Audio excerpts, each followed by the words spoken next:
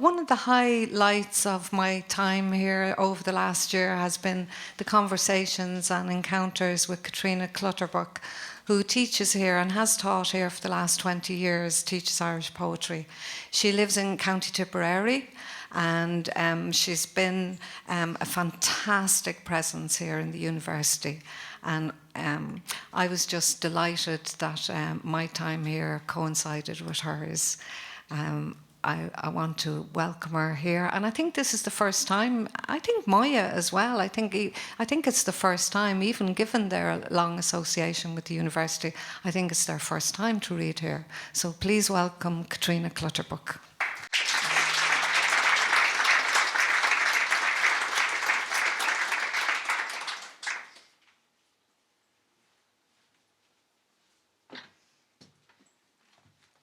Paula, many thanks for your kind words, and thanks for the opportunity to do this.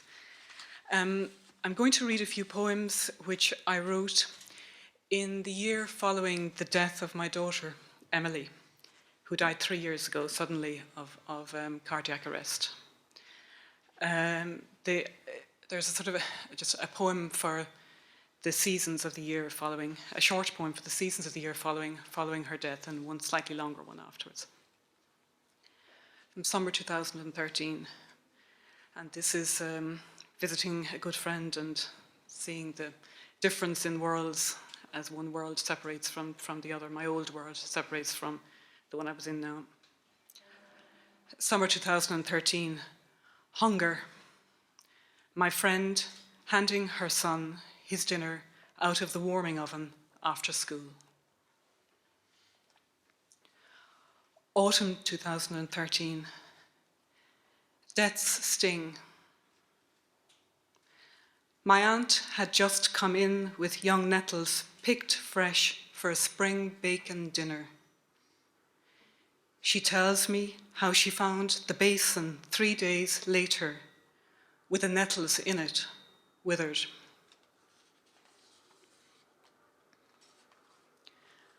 Winter 2013. Epiphany Day. Folding our fairy lights into storage, you'd first untangle them for me by backing them through the doorway on your arms held out as a tree.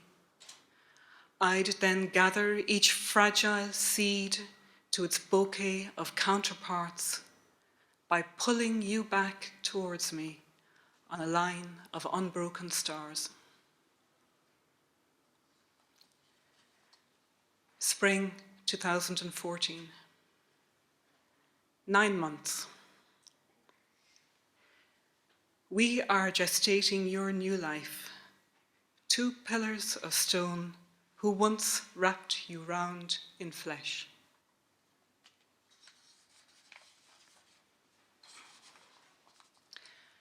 This last piece is from returning to a small seaside village on the Welsh coast, where the 3 of us, my husband, my daughter, and myself, used to go for holidays.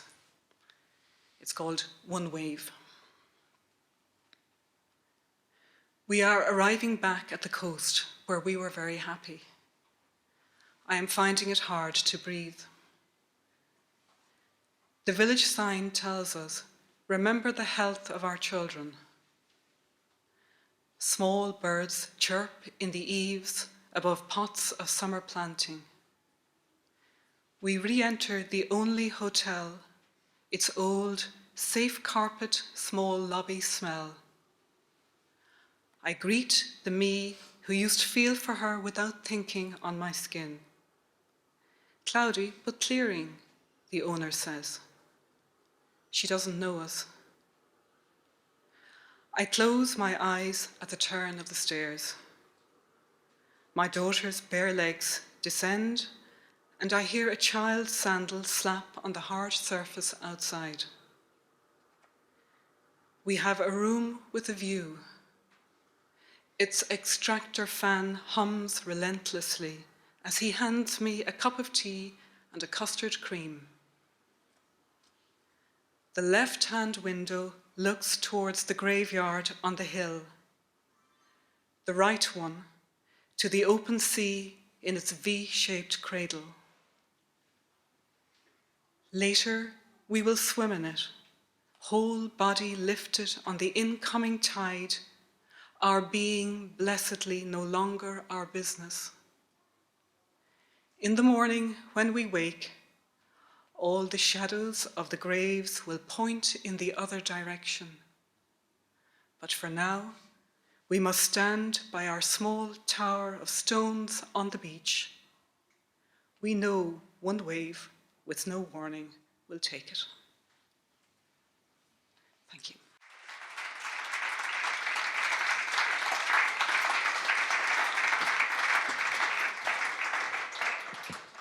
Fums an tanor le nulan digonal occur in Ahnadív. It is given to very few poets to retrieve one epoch and to help to shape another. But a seminal moment in the life of poetry on this island came when the late great Seán Riordan, on being shown some early poems of Nuala Nigonal, said, "Ní fille ach filiachti an van." A woman is not a poem, but poetry. Well, it took a warrior to stand that one on its head. And Nuala Nigonal has been that warrior. She has shaped our imaginations. She has opened all kinds of new frontiers of wonder and mystery and liberty for us all. She malech ma ilamer, Nuala Nigonal.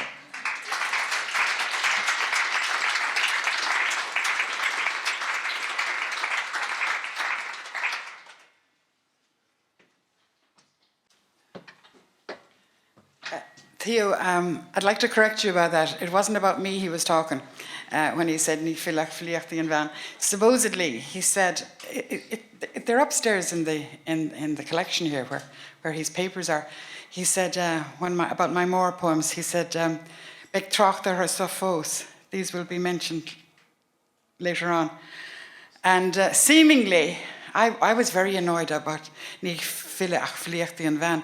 Only I have found out from Louis de Puer that you have to put it in context, and it was Anfilla who was Peg Sayre's son who actually was saying that, and O'Riordan was quoting him. Yeah, well, you know, that makes it much more easier for all of us to accept, I think. Just about, yeah. I'll read 3 short poems from the Mermaid section that I wrote about, I suppose I finished them in 1998, that's nearly 20 years ago. I was absolutely obsessed with mermaids. But the mermaids, when I look back on them, really they're my family with gills and scales and tails, really, you know. But it's all to do with the language change. I imagined that people from the Irish-speaking villages of West Kerry, where, you know, that I knew of the West, had to come up from the amniotic fluid of the Irish-speaking community onto the hard rocks of English, and that was basically the underlying metaphor. It goes back also to the very first mermaid story, of course, I ever read was Hans Christian Andersen, and the line that stuck out for me from that poem story was that when she got her tail cut off and her legs put on, that every step she took was like 1,000 knives going up under her. You know, so that was the line that I thought, and I thought maybe the changing of language or forced immigration or anything else, maybe it's not as easy as all that. And then I read a story by Oliver Sacks in the book, the man who mistook his wife for a hat. And I realized, my God, there's my mermaid. So this is kind of based on that story, plus bits and pieces of all of us all put in together. Ní léthe mé ach an gailge, ní léthe mé an bhíorla néair an trusa. An bhrúch san ospidéal. Thuaise sí is ní raibh a herbal éis gabhain níos mó. Ach istigh sa leba le bhí an dá rud fada fuarsa. Bogóileat gur gaidhmhara iad nó slamicí fiola. Mar bhaga atá siad ní flár ihe na codamóra. Tá lean na fórna as a meabhar le deach is in le eilecha ró thugad a djócanna. Mar sin héin is leor an méid seo, is the chaisí an dárad amachchas a seomra. Ach seo hí an chuid ná tuigeann sí.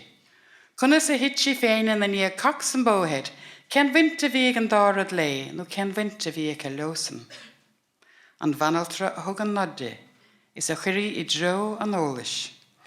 Cos isio atá ceangailte díth agus ceannealacha an sa hís fúd, cos casella a hen a dó, cahatú fálam con is siúl leo.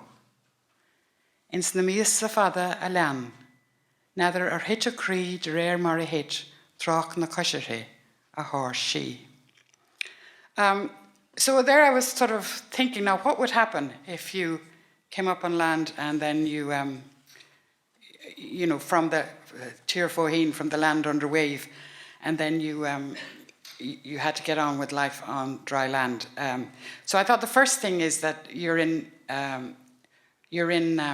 what the psychologists call in denial. You don't want to be reminded of anything that had to do with all that stuff. And a lot of people, that's how a lot of people's reaction to Irish in this country.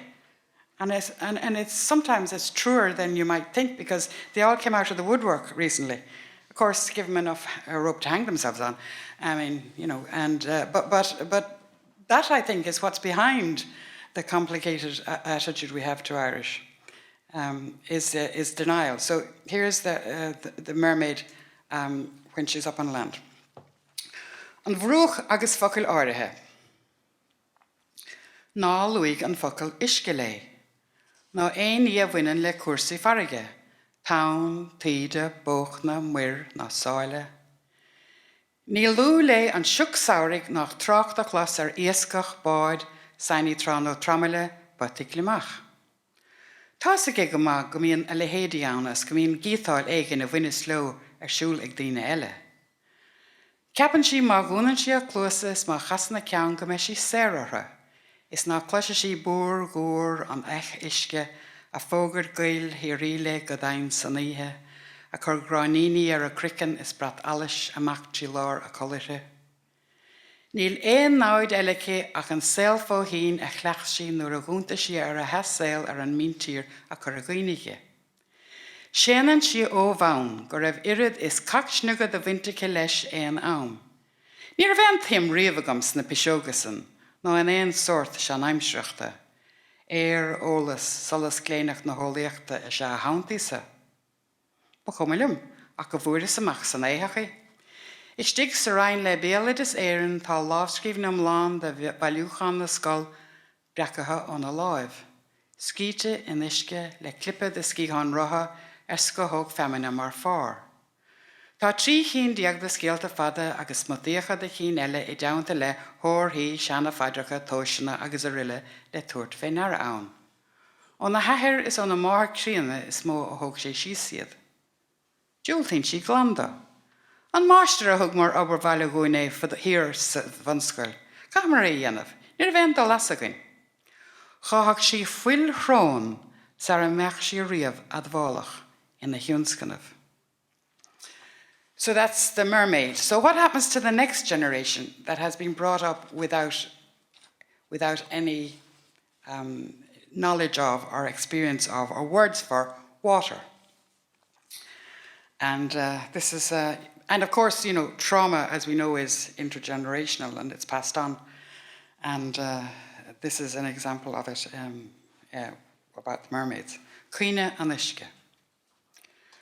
Uaireanta nuair a bhíonna hinnín sa seomra folca, a glanna fiacla le sléad tuamh is le sód bácála, tigtar de go líanaan an seomra suas le hiisce.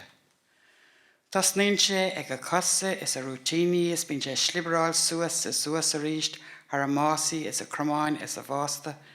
Ní fada go míonn sé suas go dtís na hoscadíirthe. Cromann sí san gomininic a peocha suas rudaí ar nós tuáilí lábha nó cirtecha atá ar muesan. Tá cumann na femannaíortha. Na scothóg a fada celpa úd a dugadís gruighaidin mhara nó arbal vadrí ruartha. An son go haban téan an tuisce I níisc is ní fada go míon an seomra amláin trim a ríist. Tá stras uásach a roinnt leis na mthócháin sa go léir. Treis an tail, níl rudidir bithice chun cúmparáidí anamh leis. Is níl na focail cearta ar ólas a cé ar chorar bé, ag an seisiún psychotherapach seachtanúil bí na dóhan dúice ag gíire an scéal eisteach seo a bhíú is a chur inúil I gceart an bhearagachtúir. Níl éon teirmíochtacha, ná teirmí tagartha. Na focail ar be a thuirtheach an tuairim lú de cad é isce. Lacht tríarcach a deir si, a déanamh a crin díhil. Se, a deir an therapy. Chinné bhart. Bhín se á molla is á gréasa chun gníomh tangan. Dinan si iireach deile. Sléad tannaí a thugann si I a tóireacht go cuaramach I measc na focail. Brat gléineach, our silteach, rud fluch. And of course, rud fluch is a very inadequate term to describe water. And that's how I think a lot of us, unfortunately, deal with the Irish language.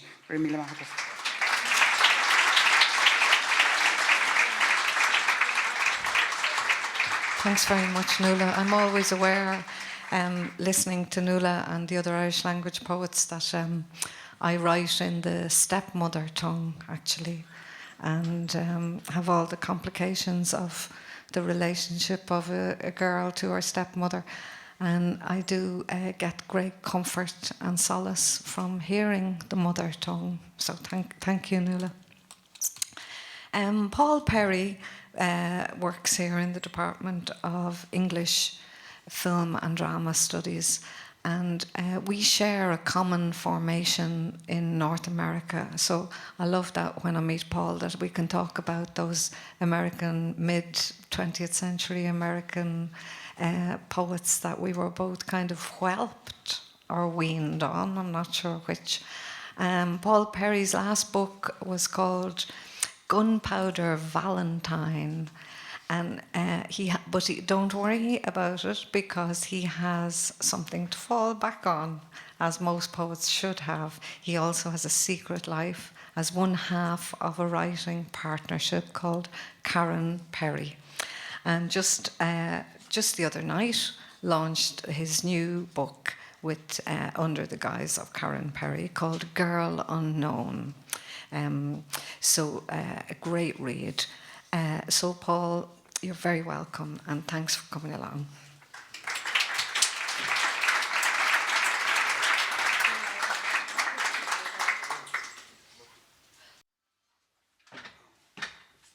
Thanks very much, Paula, and everyone else. It's turning into a pretty special afternoon. And I'm delighted to be here. I'm going to read one poem. We got a memo during the week to write our poem out so that we could put it on the poetry wall, which I did this morning with my 5-year-old. But it kind of got away from me a little bit. But in any case, this is the poem. I'm just hoping that my 5-year-old Leonora's intervention did not mean that it's in somewhat of a disorder. We shall see. Anyway. So this poem is called Towing an Iceberg to Belfast. It's a poem I wrote after hearing the artist Rita Duffy talk about one of her exhibitions, which was, I think, called Considering an Iceberg, where she created a video installation. She became preoccupied with the image of the iceberg. And when she'd finished that, she declared to the world that she would like to tow an iceberg to Belfast. And she was serious.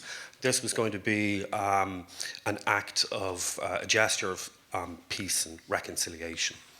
The war is over. And apparently, the arts community in Northern Ireland did get together to try to plot and plan the escapade of towing an iceberg to Belfast.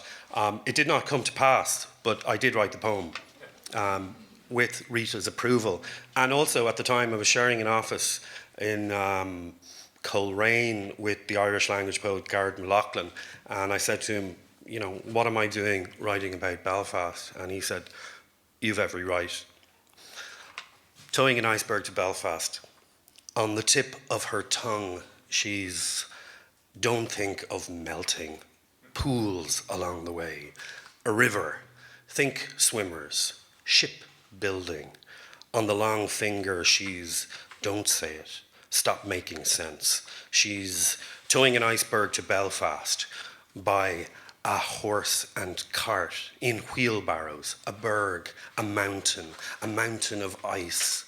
Read, all poetry is performance, all poetry is language, not the iceberg an iceberg, blue, and by dreams, with dreams, in dreams, amen. She's towing an iceberg to Belfast and gladly to return the scene of the crime to its. She's towing an iceberg to Belfast on the back of an old Morris Minor, an exploded artefact of sorts from the falls. We'll all be there when she's coming round the mountain of ice, the iceberg. We'll all be there. It takes time and money. Poets with money, pleased to meet you. The latest craze, it's the thing to do. It's what we wanted but never knew. It's like, how come we never thought of this before? It's real and imaginary. It's nothing like you thought it would be. It's better than sliced epping pan or Meals on Wheels for that matter. It's not a trick. It's no one starving themselves for entertainment. David Blaine meet Bobby Sands. Good night, it's God honest. Let's have it now. Straight and simple. And what if the ship? What ship? Go ship. Don't say its name. Swallowed by a bottle. Why not? Why not? A blue bottle. Buzz. Floating the waves with a message for everyone. Arrival time forever and some. Museum of Ice of found bodies returned to their resting place. 30 years? Agreed. Here she comes, thank the. With the arrival of the iceberg, it is agreed all poems are to be decommissioned. At last, the city exhales an icy breath.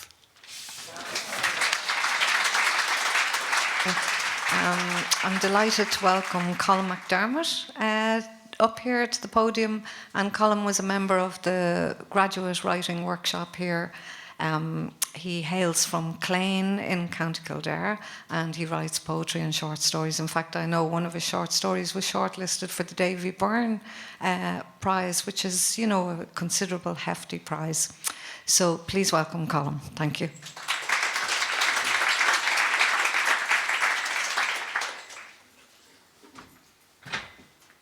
Just wanted to say thank you very much for the invitation here. It's been a fantastic hour so far, and please God, the second hour will be equally as interesting. So this poem I wrote, I spent a lot of time writing in the Writers' Centre on Parnell Square, and during my lunch breaks I would go into the Hugh Lane Gallery, and one painting in particular struck me as interesting. It was called The Fish Market on Patrick Street, 1893, by Walter Osborne. So I decided to write a poem about that. She nails raw lumps of meat to wooden slats under the roof, out of the rain, to bleed on tables lined with grease-proof paper. Children watch her, terrified of all that strong but somehow lustrous rawness they tasted with their minds. Her knife slips easily in, turns, slits apart the grey grist of a brain, nudges one piece aside as though having a nut, and it spills into the open mouth of a bin. Beside her, a woman with black feet pedals a wooden treadle, while smiling at the fisherman's wife. Into her shawls she sews dark little gossips. Later, in the street, children toss slurries of grey meat between them like slushed snow.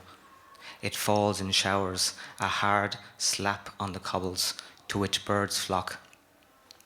And the woman, cutting the meat, turns from them, thinks of her livelihood slicked on children's coats, pictures them drip-drying in hallways.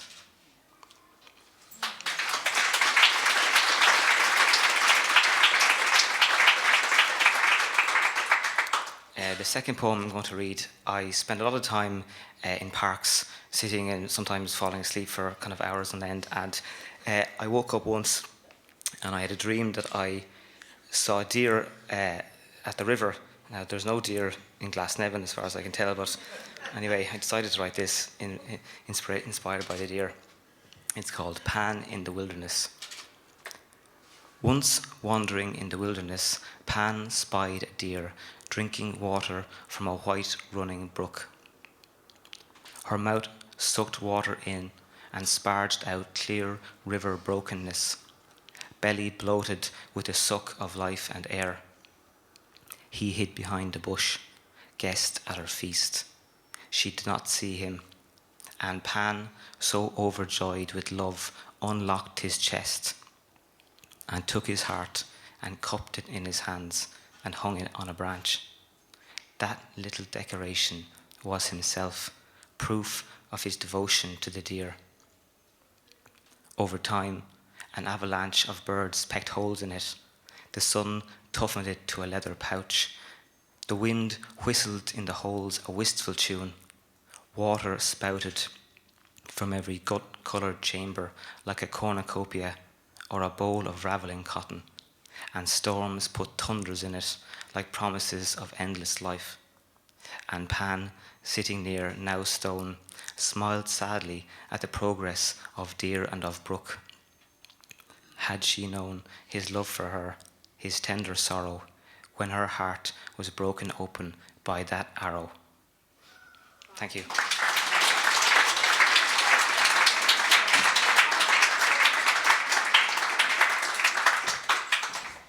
Thank you. Catherine Starr was another member of the graduate writing workshop here last year, and she hails from Stony Brook in New York City. She has a bachelor's degree in creative writing from the New School in New York City. And it's a great pleasure to welcome her here. I should say that the students who are reading today, well, they represent themselves, of course, and their work, but also they represent, the huge number of student writers there are in the university to be cherished. Okay, thank you very much.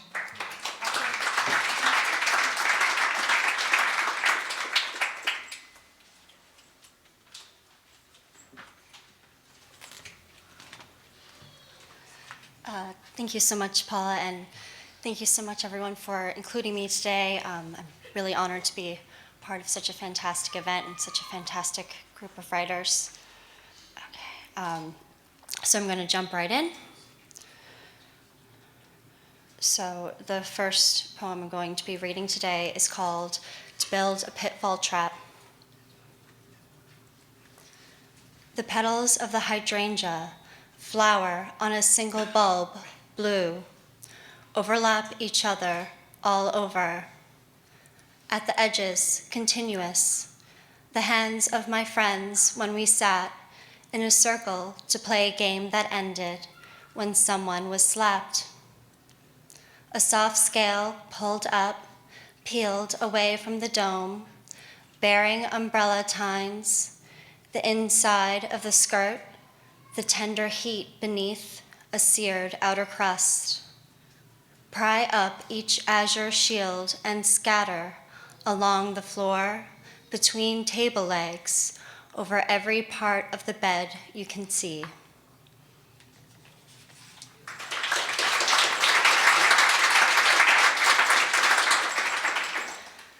This one is called Tether. A storm brings the water to speed, pumping, sweeping rocks and beds and the edges, smooth, clear of what has rooted, turning over sand and surface, running and spiking together at heights, a dog shaking mud from its coat, dams, boats, bridges, remembering when she was a river, fed by the clouds, rain reaching down from the sky, returning.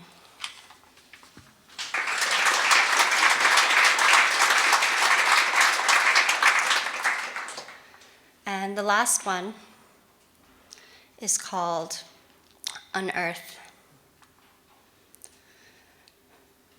The sidewalk presses into my feet. Feel the pressure. Tell me I stand here. City swerves out of frame. Child in a green jacket, miniature pink trainers, runs from a shop. I think she would cry if she tripped and her chin hit the pavement. Hair wrapping cheeks, skin on my face, tells me I'm shaking. My head, look up. All the shop fronts are different. A cloud appeared, smell of pregnant air. Is rain coming? Thunder strikes nearly, jumps me, green, car horn like apple, apple, like dust I will vomit, dust it all. No, and, and, and, and. My cat's fur feels soft, rumble of his body under my hand. I could open the door and watch him leave, never see him again. I could wake up. Thank you.